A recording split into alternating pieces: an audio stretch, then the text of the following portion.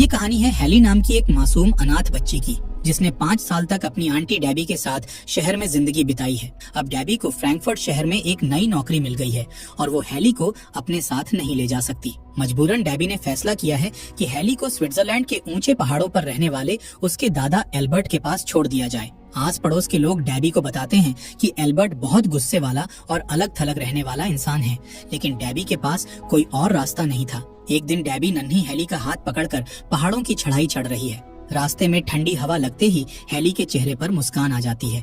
वो आजादी महसूस करने के लिए अपने भारी जूते और मोटा कोट उतार देती है और हल्के कपड़ों में घास पर दौड़ने लगती है। डेबी उसे संभाल कर चलने को कहती है, पर हैली हंसते हुए पहाड़ी रास्ते का मजा लेने लगती है। इस तरह खेलते कूदते वे पहाड़ की चोटी पर उस केबिन तक पहुंचते हैं जहां हैली के दादाजी एल्बर्ट रहते हैं। सामने दादाजी को देखते ही डेबी जोर से उन्हें आवाज देती है। एल्बर्ट दूर से ही डेबी को आते देख तुनक कर खड़े हो जाते हैं। वो कठोर आवाज में चिल्लाते हैं कि उन्हें इस बच्ची की जिम्मेदारी नहीं चाहिए और दोनों वापस लौट जाएं। हैली सहमकर अपने दादाजी को देखती है। डेबी हाथ जोड़कर विनती करती है कि वो हैली को कुछ दिनों के लिए अपने पास रख ले, क्योंकि वो अब इसका ख्याल नहीं रख पाएगी। लेकिन एल्बर्ट किसी की सुनने को तैयार नहीं थे। आखिर डेबी गहरी सांस लेकर कहती है, ठीक है, अगर आप नहीं रखेंगे तो मैं हैली को शहर वापस ले जाती हूँ। ये कहकर डेबी मन मारकर हैली का हाथ पकड़कर लौटने लगती है। कुछ कदम चलते ही वो चुपके से हैली को केबिन के पीछे एक कोने में छुपा देती है और फुसफुसाती है, यहीं रुको। फिर खुद तेजी से पहाड़ से नीचे उतर जाती है। एल्बर्ट को जल्द ही एहसास हो जाता है कि डेबी उसे धोखा देकर हैली को छोड़कर भाग गई है। वो नीचे घाटी की ओर भागती डेबी को गुस्से में आवाज देते हैं, लेकिन डेबी पलटकर नहीं देखती। खींचकर एल्बर्ट अपनी झोपड़ी के अंदर जाते हैं और दरवाजा बंद कर लेते हैं। नन्ही हैली बाहर ठंड में अकेली रह जाती है। उसकी आंखों में आंसू आ जाते हैं। जब अंदर से कोई जवाब नहीं आता तो वो ठिठुरते हुए पास की छोटी गौशाला में जाकर सूखी घास पर लेट जाती है, जहाँ दादा की 2 बकरियां थीं। उसी घास के तबेले में हैली अपनी पहली रात गुजारने को मजबूर हो जाती है। अगली सुबह एल्बर्ट झोपड़ी से बाहर आए तो उन्होंने हैली को गौशाला में घास पर सोया हुआ पाया। उन्होंने बिना कुछ बोले बकरी का ताजा दूध निकाला और एक कटोरे में हैली को पिला दिया। दिन भर वो ज्यादातर अपने काम में लगे रहे और हैली को अनदेखा करते रहे। शाम को जब अंधेरा हुआ तो हैली ने डरते डरते पूछा, दादाजी, मैं कहाँ सोऊं? एल्बर्ट रूखे स्वर में बोले, जहाँ दिल चाहे। हैली को केबिन के अंदर एक सीढ़ी दिखी, जिससे चढ़कर वह अटारी में पहुंची। ऊपर उसे सूखी घास का एक बिछौना और छोटी खिड़की से तारों भरा आसमान दिखा। हैली ने खुशी खुशी उसी घास को अपना बिस्तर बना लिया और पहली रात वहीं सुकून से सो गई। अगली सुबह एल्बर्ट घर के बाहर लकड़ियां काटने में मशगूल थे कि बकरियों का एक झुंड हाँकता हुआ एक 13-14 साल का लड़का वहां आता दिखा। ये पीटर था, जो गांव का ही एक लड़का था और रोज सबकी बकरियां पहाड़ पर चराने ले जाता था। एल्बर्ट ने उसे रोका और अपनी 2 बकरियां भी साथ ले जाने को कहा। साथ में उन्होंने बताया कि हैली भी उसके साथ आएगी ताकि वो पहाड़ी जीवन का तरीका सीख सके। हैली ये सुनकर उछल पड़ी। एल्बर्ट ने उसे दोपहर के खाने के लिए रोटी, चीज और सॉसेज बांध कर दिए और वह खुशी खुशी पीटर और बकरियों के साथ पहाड़ों पर निकल गई। पहाड़ों पर हैली ने पीटर के साथ पूरे दिन बकरियों के पीछे दौड़ते, जंगली फूलों से खेलते और आजादी का भरपूर आनंद लेते हुए बिताया। वह इतनी खुश थी मानो पिंजरे से निकलकर खुले आसमान तले उड़ रही हो। पीटर भी हैली को खुश देखकर मुस्कुराता रहा। शाम ढलने पर जब दोनों बकरियां लेकर लौटे, हैली के चेहरे पर तृप्ति की चमक थी, क्योंकि उसने जिंदगी में पहली बार इतनी खुली आजादी महसूस की थी। शाम को एल्बर्ट के केबिन लौटने के बाद हैली शुरू में कुछ संकोच करती रही, लेकिन जल्दी ही दादा पोती के बीच अनकहा प्यार पनपने लगा। अगली सुबह एल्बर्ट ने सुबह से ही लकड़ियों पर आरी हथौड़ी चलानी शुरू कर दी। उन्होंने घंटों मेहनत करके एक नन्ही लकड़ी की कुर्सी बना डाली। शाम को जब हैली खेलकर घर लौटी तो देखा कि खाने की मेज पर अब 2 कुर्सियां थीं। एल्बर्ट ने प्यार से उसके सिर पर हाथ फेरा और कहा, अब तू यहीं रहेगी हमेशा के लिए। ये सुनते ही हैली की खुशी का ठिकाना नहीं रहा। उसकी आंखों से आंसू छलक पड़े और उसने दौड़कर दादाजी को गले लगा लिया। वर्षों बाद एल्बर्ट के सूने जीवन में खुशियां लौट आई थीं। इसके बाद वक्त पंख लगाकर उड़ने लगा। हैली हर दिन पहाड़ों पर पीटर के साथ बकरियां चराती, इधर उधर दौड़ती और खुली हवा में खुश रहती। एल्बर्ट के साथ भी उसका रिश्ता गहरा होता गया। कुछ समय बाद पहाड़ों पर बर्फ गिरने लगी और ठंड शुरू हो गई। सर्दियों में पीटर भी स्कूल जाने के लिए अपने नानी के घर कुछ महीनों के लिए चला गया। हैली को अब कभी कभी पहाड़ पर अकेलापन महसूस होता था। उसे खुश रखने के लिए एल्बर्ट ने लकड़ी से एक प्यारी सी चिड़िया बनाकर उसे तोहफे में दी। फिर उन्होंने लकड़ियों की एक मजबूत स्लेज भी बनाई।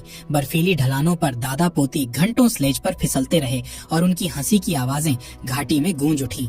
लेकिन खुशियों भरे ये दिन हमेशा के लिए नहीं थे। कुछ साल बीत गए और हैली अब 8 साल की हो चुकी थी। एक दिन अचानक हैली की मौसी डेबी फिर से पहाड़ पर आ पहुंची।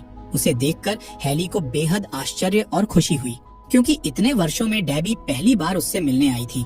एल्बर्ट के चेहरे पर खुशी नहीं थी। डेबी ने बताया कि वो फ्रैंकफर्ट से खास हैली को लेने आई है। वहाँ एक अमीर परिवार है जहाँ हैली को रहने पढ़ने का बढ़िया मौका मिलेगा। हैली वहाँ जाएगी तो शहर में स्कूल जा सकेगी, अच्छे कपड़े पहन सकेगी और एक हमउम्र लड़की के साथ उसकी दोस्ती भी हो जाएगी। ये सुनकर हैली का दिल सहम जाता है। वो पहाड़ छोड़ना नहीं चाहती थी। एल्बर्ट सख्त लहजे में बोले, नहीं, हैली कहीं नहीं जाएगी, इसका घर यहीं है। डेबी भी जिद पर अड़ गई। वो बोली, मैंने हमेशा हैली का अच्छा ही चाहा है। आपके पास ना इसकी पढ़ाई है ना दोस्त, शहर में इसका भविष्य संवरेगा। एल्बर्ट तैश में आकर बोले, पहले इसे यहाँ छोड़कर गई थी तब तो कोई चिंता नहीं थी, अब सालों बाद लेने आई हो। नहीं, हैली यहीं रहेगी। दोनों के बीच बहस बढ़ गई। एल्बर्ट ने क्रोध में डेबी को तुरंत वहाँ से जाने को कह दिया। डेबी दिखावे के लिए बड़बड़ाती हुई वहाँ से नीचे उतरने लगी, लेकिन उसका इरादा कुछ और था। वो चुपके से दूसरे रास्ते से पहाड़ पर ऊपर चढ़कर हैली के पास जा पहुँची, जो उस वक्त बकरियों के पास खेल रही थी। डेबी ने मीठी बातों में हैली को फंसाना शुरू किया। उसने कहा, हैली, तुम्हारे दादाजी भी यही चाहते हैं कि तुम शहर चली जाओ। वहाँ तुम्हें बड़ा स्कूल, नए दोस्त और आराम मिलेगा। तुम्हारे लिए यही अच्छा होगा। हैली घबरा गई और बोली, वो दादाजी को छोड़कर नहीं जाना चाहती। इस पर डेबी ने कहा, तुम्हारे भले के लिए ही वो दिल पर पत्थर रखकर मुझे तुम्हें ले जाने को कह रहे हैं। मासूम हैली को डेबी की बातों पर विश्वास होने लगा। भारी मन से आखिरकार हैली ने हामी भर दी। उसने सोचा, शायद सच में दादाजी चाहते हैं कि वो अच्छा जीवन जिए। डेबी तुरंत उसका हाथ पकड़ती है और तेजी से पहाड़ से नीचे उतरने लगती है। हैली की आंखों में आंसू थे और उसे समझ नहीं आ रहा था कि वो सही कर रही है या नहीं। दूर एक चट्टान के पीछे से पीटर ये सब होते हुए देख रहा था। वो कुछ नहीं कर पाया। शाम को जब वो बकरियां वापस लेकर एल्बर्ट के पास पहुंचा तो हाँफते हुए उसने बताया कि डेबी हैली को अपने साथ ले गई है। सुनते ही एल्बर्ट सन्न रह गए। एक पल को मानो उनका दिल टूट गया। फिर वो दौड़ते हुए पगडंडियों से नीचे घाटी की तरफ भागे। उम्र ज्यादा थी, मगर उस वक्त एल्बर्ट मानो जवान हो गए थे। वो हाँफते हुए नीचे गांव तक पहुंच गए, मगर तब तक बहुत देर हो चुकी थी। डेबी हैली को लेकर स्टेशन से जा चुकी थी। एल्बर्ट बेबस होकर सड़क पर खड़े दूर जाती सड़क की ओर देखते रहे। उनकी आंखें भीग गईं। वो अकेलेपन के जिस अंधेरे से बाहर निकले थे, लगता था फिर उसी में लौट गए। लंबी यात्रा के बाद अगली सुबह डेबी हैली को लेकर जर्मनी के बड़े शहर फ्रैंकफर्ट पहुंचती है।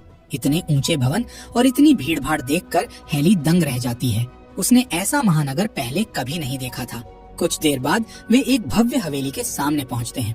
यही हेनरी का घर था, जहां हैली को रहना था। दरवाजा खटखटाने पर एक नौकर बाहर आता है। डेबी उसे बताती है कि वह हैली को लेकर आई है। नौकर उन्हें अंदर ले जाता है। अंदर की शान और शौकत देखकर हैली सहमी हुई थी। तभी सीढ़ियों से किसी की कड़क आवाज गूंजी। ये कौन है? ये आवाज थी उस घर की गवर्नेस रबेका की। वो मध्यम उम्र की सख्त स्वभाव वाली महिला थी, जिन्हें हेनरी ने अपनी बेटी की देखभाल और अनुशासन के लिए रखा था। रबेका नीचे आकर शक भरी नजर से हैली को ऊपर से नीचे तक देखती है। मैली फ्रॉक, उलझे बाल, नंगे पैर। हैली बिल्कुल किसी गांव की जंगली बच्ची जैसी दिख रही थी। रबेका को यह पसंद नहीं आया। वह डेबी से तल्ख लहजे में पूछती है, क्या यही है वो लड़की? डेबी हाथ जोड़कर सफाई देती है, जी मैडम, यही हैली है। आपने ही तो कहा था कि किसी पहाड़ी माहौल में पली बच्ची चाहिए। हैली बहुत भली और समझदार है, ये क्लारा को अच्छा साथ देगी। रबेका नाक भौं सिकोड़ते हुए बड़बड़ाती है। देखते हैं। डेबी जल्दी से हैली को अलविदा कहकर लौट जाती है। अब हैली को इस अजनबी घर में खुद को ढालना था। थोड़ी देर बाद ऊपर की मंजिल से व्हीलचेयर घूमने की हल्की आवाज आती है। हैली उत्सुकता से देखती है कि सीढ़ियों के पास एक सुनहरे बालों वाली प्यारी लड़की अपने इलेक्ट्रिक व्हीलचेयर पर बैठी है। ये क्लारा थी, हेनरी की 13 साल की बेटी, जो अपने पैरों पर चल नहीं सकती। हैली हल्के से मुस्कुराती है और हाथ हिलाकर अभिवादन करती है। रबेका सख्ती से कहती है, क्लारा, ये हैली है। इसे अच्छे व्यवहार और नियम सिखाने हैं तुम्हारे साथ रहते हुए। क्लारा नम्रता से जवाब देती है, जी फ्रॉयलाइन, और फिर हैली से बोली, आओ मेरे कमरे में चलें। हैली और क्लारा पहले दिन से ही एक दूसरे के अच्छे दोस्त बन जाते हैं। हैली अनजाने में एक दो गलतियां कर बैठती है, जैसे जोश में आकर क्लारा की व्हीलचेयर को तेज धक्का दे देना, जिससे एक टेबल से टकरा जाती है। मगर क्लारा हर बार समझदारी दिखाते हुए हैली की गलती की जिम्मेदारी खुद ले लेती है और रबेका को शांत कर देती है। इससे हैली के दिल में क्लारा के लिए बेहद प्यार उमड़ आता है। अब हैली को इस नए घर के तौर तरीके सीखने थे। नौकरानियां उसे नहला धुलाकर साफ कपड़े पहनाती हैं, बाल बनाती हैं और खाने की मेज पर चाकू कांटे इस्तेमाल करना सिखाती हैं। हैली ये सब चुपचाप सीखने की कोशिश करती है। सबसे बड़ी समस्या पढ़ाई को लेकर आती है। हर दिन क्लारा के साथ हैली को भी उसके निजी शिक्षक के साथ पढ़ना होता है। जल्द ही सबको पता चलता है कि हैली को ठीक से पढ़ना नहीं आता। ये सुनकर रेबेका का पारा चढ़ जाता है। वो डांटते हुए कहती है, इसे कुछ नहीं आता, ऐसी जाहिल लड़की इस घर में नहीं रह सकती। वो तुरंत हैली को वापस भेजने की धमकी देती है, लेकिन हेनरी के लौटने तक हैली को रखना उनकी मजबूरी थी, इसलिए चाहकर भी रेबेका उसे हटा नहीं सकती थी। क्लारा बीच बचाव करके कहती है, हम हैली को धीरे धीरे सिखा लेंगे। रेबेका भौहें चढ़ाकर उन्हें घूरती है और पैर पटकते हुए कमरे से निकल जाती है। हैली ये सब सहमी हुई देखती रहती है और उसे अपने आप पर शर्म आने लगती है। धीरे धीरे हैली घर के नियमों में ढलने की कोशिश करने लगी, पर उसका दिल अब भी पहाड़ों में ही अटका रहता था। रात में उसे अक्सर अपने दादा और पहाड़ों के सपने आते और कभी कभी वो नींद में उठकर चलने लगती थी। एक दो बार नौकरों ने उसे सुबह कमरे के फर्श पर पाया तो वो हैरान हुए कि हैली अपने नरम बिस्तर छोड़कर जमीन पर क्यों सोती है। हैली को खुद कुछ याद नहीं रहता था। दिन में जब भी मौका मिलता, हैली खिड़की से झांककर दूर पहाड़ों की ओर देखने की कोशिश करती। उसे वहाँ के हरे भरे मैदान, अपनी बकरियां और आजादी भरी हवा याद आती थी। एक दिन हैली को एक शरारत सूझती है। वो क्लारा से कहती है, चलो आज चोरी छिपे बाहर घूमने चलें। क्लारा पहले घबराती है क्योंकि उसे अकेले बाहर जाने की इजाजत नहीं थी, मगर हैली के मनाने पर वो तैयार हो जाती है। दोपहर में दोनों बिना किसी को बताए पीछे के दरवाजे से बाहर निकल जाती हैं। दोनों पार्क में खुली हवा का आनंद लेती हैं और बाजार की रौनक देखती हैं। कुछ घंटों बाद जब वे लौटती हैं तो घबराए हुए नौकर उन्हें ढूंढकर घर तक ले आते हैं। पता चलते ही रेबेका क्रोध से तमतमा उठती है। वह सजा के तौर पर हैली को रात के खाने से वंचित कर देती है और उसे पूरी शाम दीवार की ओर मुंह करके खड़ा रहना पड़ता है। साथ ही वह धमकी देती है कि अगली बार सीधा तहखाने में डाल देगी। उस रात हैली से ये अपमान सहा नहीं जाता। जैसे ही सब सोने चले जाते हैं, हैली दबे पांव अपने कमरे से निकलती है। उसने मन ही मन तय कर लिया था कि अब वो यहाँ से भाग जाएगी। वो अपने कोट की जेब में बचे हुए ब्रेड रोल भर लेती है जो उसने रात के भोजन से बचा लिए थे। फिर बहुत धीरे से मुख्य दरवाजा खोलने लगती है ताकि कोई जाग न जाए। तभी पीछे से एक कड़क आवाज गूंजती है, कहाँ जा रही हो हैली? हैली घबरा कर मुड़ती है। सामने हाथ में लालटेन लिए रेबेका खड़ी थी। हैली की चोरी पकड़ी गई। उसके हाथ से ब्रेड के टुकड़ों वाला छोटा बैग नीचे गिर पड़ा और सारे ब्रेड रोल फर्श पर बिखर गए। रेबेका गुस्से से बोली, भागने की कोशिश कर रही थी, तुम्हें यहाँ कितने आराम मिले हैं और तुम्हें कदर ही नहीं। हैली की आंखों से आंसू बहने लगे। ऊपर सीढ़ियों पर खड़ी क्लारा ने भी ये सब देख लिया था। क्लारा की आंखें भर आईं और वो रोती हुई अपने कमरे में चली गई। हैली को एहसास हुआ कि अगर वो चली गई तो क्लारा का दिल टूट जाएगा। वो सिसकते हुए वापस अपने बिस्तर पर लौट आई और घर से भागने का इरादा छोड़ दिया। अगले दिन से ही क्लारा ने खुद को कमरे में बंद कर लिया। वो हैली से नाराज थी कि हैली उसे छोड़कर भागना चाहती थी। इधर हैली भी गुमसुम और उदास रहने लगी। उसे हर रात बुरे सपने आने लगे। कुछ दिन बाद हैली और क्लारा में फिर बात हुई। हैली ने क्लारा का हाथ पकड़कर रोते हुए माफी मांगी और कहा, मैं तुम्हें छोड़कर कभी नहीं जाऊंगी, तुम मेरी सबसे प्यारी दोस्त हो। क्लारा ने भी रोते हुए उसे गले लगा लिया। दोनों में फिर सुलह हो गई और क्लारा की तबीयत भी सुधरने लगी। कुछ हफ्तों के बाद हेनरी अपने विदेश दौरे से लौटे। उनके साथ उनकी माँ मार्गरेट भी आई। घर में रौनक लौट आई। क्लारा ने दौड़कर अपने पिता को गले लगाया। हेनरी ने देखा कि उनकी बेटी खिल्ली हुई दिख रही है। फिर उन्होंने पास खड़ी छोटी हैली को देखा।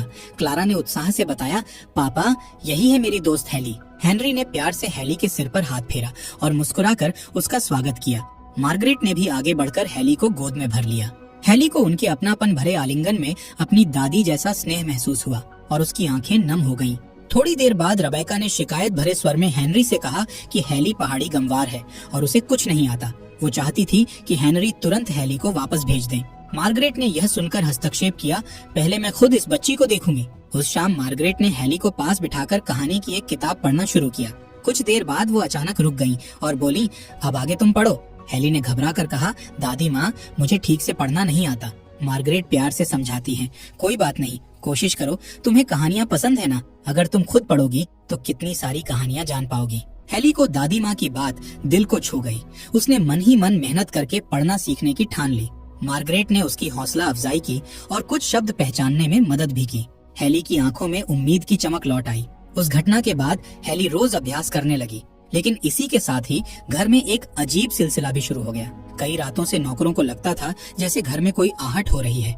कभी सीढ़ियों पर हल्की पदचाप सुनाई देती, कभी किसी दरवाजे के खुलने बंद होने की आवाज आती। सारे नौकर चाकर कहने लगे कि शायद घर में भूत है। रेबेका तो डर के मारे शाम ढलते ही भगवान को याद करने लगती थी। हेनरी को भूत प्रेत की बातों पर यकीन नहीं था, लेकिन माहौल थोड़ा डरावना जरूर हो गया था। आखिर एक रात हेनरी देख लेते हैं कि आधी रात को हेली नींद में चलकर मुख्य दरवाजा खोल बाहर अंधेरे में पहाड़ों की ओर टकटकी लगाए खड़ी रहती है। अगले ही दिन बुलाए गए डॉक्टर बताते हैं कि हेली को अपने घर की याद ने बीमार कर दिया है और उसे तुरंत पहाड़ वापस भेजना होगा। हेनरी को भारी मन से ये फैसला मानना पड़ता है। जब क्लारा को पता चलता है कि हेली को वापस भेजा जाएगा तो वो फूट फूट कर रो पड़ती है। वो अपने पिता से गिड़गिड़ाती है, मैं हेली को जाने नहीं दूंगी, लेकिन कोई चारा नहीं था। हेली भी दुखी थी कि उसे अपनी सबसे अच्छी दोस्त को छोड़ना पड़ रहा है, पर मन ही मन उसे घर लौटने की खुशी भी थी। विदा से एक दिन पहले क्लारा नाराज होकर अपने कमरे में बंद हो जाती है। हेली उसे समझाने की कोशिश करती है कि वो फिर मिलने आएगी, लेकिन क्लारा रोते हुए कोई बात नहीं सुनती। जिस दिन हेली को वापस जाना था, घर के नौकरों ने उसे ढेर सारा खाना और तोहफे बांध कर दिए ताकि वो पहाड़ पर अपने परिवार के पास कुछ लेकर जा सके। मार्गरेट ने प्यार से हेली को गले लगाया और शुभाशीष देते हुए विदा किया। हेली ने अपने सामान में से लकड़ी की वो नन्ही चिड़िया निकाली जो एल्बर्ट ने उसे बनाकर दी थी। हेली ने वह खिलौना हेनरी को देते हुए कहा, इसे प्लीज क्लारा को दे दीजिएगा और उनसे कहना मैं उन्हें बहुत याद करूंगी। उन्हें मेरे पास पहाड़ पर लाने का वादा कीजिए। हेनरी ने गला भरते हुए वादा किया कि सही समय आने पर वो क्लारा को हेली से मिलवाने जरूर लाएंगे। हेली ट्रेन में बैठकर खिड़की से सभी को अलविदा हाथ हिलाती रही। रेबेका भीतर ही भीतर चैन की सांस ले रही थी कि घर में फिर शांति लौटेगी। क्लारा अपने कमरे की खिड़की से आंसू बहाती रही, मगर उसने दिल में उम्मीद रखी कि हेली से फिर मुलाकात होगी। लंबे सफर के बाद हेली वापस अपने प्यारे पहाड़ी गांव पहुंच जाती है। स्टेशन पर उतरते ही वो खुश होकर अपने जूते उतार देती है और हरी घास पर नंगे पांव दौड़ने लगती है। सबसे पहले वो अपने दोस्त पीटर के घर पहुंचती है। पीटर और उसकी माँ उसे देखकर अवाक रह जाते हैं। हेली सीधे अंदर अंधी दादी के पास जाती है और प्यार से उन्हें गले लगाती है। फिर अपने साथ लाई टोकरी में से ताजी नरम रोटियां निकालकर दादी के हाथों में रख देती है। बूढ़ी दादी की आंखों से खुशी के आंसू बह निकलते हैं। वो हेली का चेहरा हाथों से छूकर पहचानती है और कांपती आवाज में दुआ देती है। हेली मुस्कुराती है और दौड़कर पहाड़ की चोटी की ओर भागती है, जहां उसका अपना केबिन था। भागते भागते रास्ते में हेली अपना शहर वाला महंगा फ्रॉक उतार देती है ताकि वह और तेज दौड़ सके। दूर से ही उसे पहाड़ी पर अपने घर की छत दिखाई देती है। सूरज ढल रहा था और आंगन में एल्बर्ट खड़े दूर रास्ते की ओर देख रहे थे, मानो किसी का इंतजार कर रहे हों। अचानक पहाड़ी रास्ते पर भागती हुई हेली उन्हें दिखाई देती है। एल्बर्ट अपनी आंखों पर यकीन नहीं कर पाते। अगले ही पल हेली चिल्लाती हुई उनके सीने से आ लगती है, दादाजी मैं वापस आ गई। एल्बर्ट का कठोर दिल पूरी तरह पिघल जाता है। उनकी आंखें नम हो जाती हैं। वो अपनी प्यारी पोती को बाहों में भींच लेते हैं। इतने महीनों का बिछड़ना दोनों के आंसुओं में धुल जाता है। हेली को आखिरकार अपना सच्चा घर फिर से मिल जाता है। हेली के घर लौट आने के बाद उसकी जिंदगी फिर से खुशियों से भर गई। वो रोज पहाड़ों पर दौड़ती, बकरियों के साथ खेलती और अपने दादा का साथ देती। इसके अलावा हेली नियमित रूप से क्लारा को पत्र लिखती थी, जिनमें पहाड़ों की तमाम दिलचस्प बातें होती थीं और साथ में उसे दोबारा मिलने का न्योता भी होता था। आखिरकार एक दिन वो मौका आ ही गया। हेली के कई पत्र पाने के बाद क्लारा और मार्गरेट ने एल्प्स जाने की योजना बनाई। गर्मियों की एक सुनहरी सुबह क्लारा अपनी दादी और नौकरों के साथ घोड़ा गाड़ियों में बैठकर हेली के गांव पहुंचती है। हेली उन्हें देखकर खुशी से उछल पड़ी। वो दौड़कर गई और क्लारा को कसकर गले लगा लिया। मार्गरेट ने एल्बर्ट से आग्रह किया कि क्लारा कुछ दिन उनके साथ पहाड़ पर रुक जाए। एल्बर्ट सहर्ष राजी हो गए और मेहमानों का स्वागत किया। इस तरह क्लारा का पहाड़ों पर रहने का सिलसिला शुरू हो गया। हेली ने क्लारा को पहाड़ की सादी जिंदगी का भरपूर आनंद कराया। खुली हवा में सूरज की पहली किरणों को महसूस करना, बकरियों के साथ घास के मैदानों में घूमना, रात को अटारी में सूखी घास पर सोकर तारों भरा आसमान देखना, ये सब क्लारा के लिए बिल्कुल नए और जादुई अनुभव थे। उसे यहाँ वो खुशी महसूस हुई जो शहर के बंद माहौल में कभी नहीं मिली थी। लेकिन इधर पीटर को लगने लगा था कि हेली अब उसे छोड़ क्लारा को ज्यादा समय दे रही है। जलन में भरकर एक सुबह उसने क्लारा की व्हीलचेयर को पहाड़ी के किनारे से ढकेल दिया। व्हीलचेयर नीचे गिरकर चकनाचूर हो गई। एल्बर्ट को तुरंत समझ आ गया कि ये पीटर की ही शरारत थी। उन्होंने पीटर को डांटा और उसे अपनी हरकत पर शर्म से सिर झुकाना पड़ा। एल्बर्ट ने क्लारा को अपनी पीठ पर बैठाया और पहाड़ की ऊंचाई तक घुमाने ले गए। वहाँ दूर तक फैले खूबसूरत नजारे देखकर क्लारा के चेहरे पर खुशी थी। इतने में एक रंग बिरंगी तितली उड़ती हुई आई और आकर क्लारा के पैर पर बैठ गई। तितली के उड़ जाने पर उसे पकड़ने के लिए क्लारा ने हाथ बढ़ाया और अनजाने में खुद अपने पैरों पर खड़ी हो गई। ये देखकर हेली, पीटर और एल्बर्ट की आंखें खुशी से भर गईं। इस घटना के बाद अगले कुछ दिनों में हेली और पीटर ने सहारा देकर क्लारा को धीरे धीरे चलना सिखाया। लगातार अभ्यास से क्लारा के पैरों में ताकत लौटने लगी और वह हर दिन पहले से बेहतर चलने लगी। कुछ समय बाद मार्गरेट और हेनरी क्लारा को लेने पहाड़ पर पहुँचे। हेनरी को शुरुआत में चिंता थी कि उनकी बीमार बेटी को पहाड़ पर लाना जोखिम भरा था, लेकिन जैसे ही क्लारा अपने पैरों पर चलकर दरवाजे तक आई, उनका गुस्सा तुरंत खुशी में बदल गया। उन्होंने भावुक होकर क्लारा को गले लगा लिया और हेली को दिल से धन्यवाद दिया, जिसकी बदौलत ये चमत्कार हुआ था। विदा के समय मार्गरेट ने प्यार से हेली को एक सुंदर नोटबुक और पेन उपहार में दिए। उन्होंने कहा, तुम्हें लिखने का शौक है ना? ये लो तुम्हारी अपनी डायरी। इसमें रोज अपनी कहानियां लिखती रहना और हमेशा अपने दिल की सुनना। हेली ने उस उपहार को हृदय से लगा लिया और नम आंखों से धन्यवाद दिया। जाते जाते क्लारा ने हेली को गले लगाकर कहा, जल्द ही फिर मिलेंगे। हेली ने मुस्कुराते हुए उसे विदा किया और इसी के साथ हेली की यह भावुक और खूबसूरत कहानी समाप्त होती है। आखिरकार हेली को उसका सच्चा परिवार, सच्ची दोस्ती और आजादी भरा जीवन वापस मिल जाता है। अब वो अपने दादाजी और दोस्त पीटर के साथ पहाड़ों पर खुशहाल जीवन बिता रही है और अपनी नई डायरी में रोज थोड़ा थोड़ा लिखकर अपने सपनों को पूरा करने की राह पर आगे बढ़ रही है। और इसी के साथ ये खूबसूरत कहानी यहीं खत्म हो जाती है।